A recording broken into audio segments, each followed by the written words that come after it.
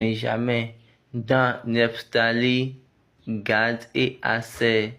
Les personnes issues de Jacob étaient au nombre de 70.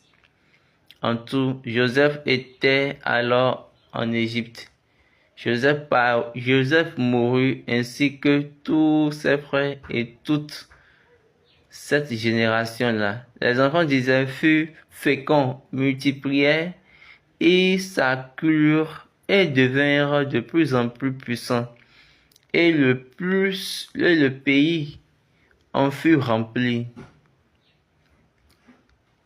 Il s'éleva sur l'Égypte un nouveau roi qui n'avait point connu Joseph. Il dit à son peuple: voilà les enfants d'Israël qui forment un peu plus nombreux et plus puissant que nous. Allons, montrons-nous habiles à son égard, empêchons qu'il ne s'accroisse et que, s'il survint une guerre, il ne se joigne à nos ennemis pour nous combattre et sortir ensuite du pays. Baba dit, ceux qui étaient venus en Égypte, ils étaient 70. 70 venus pour pouvoir rencontrer Joseph.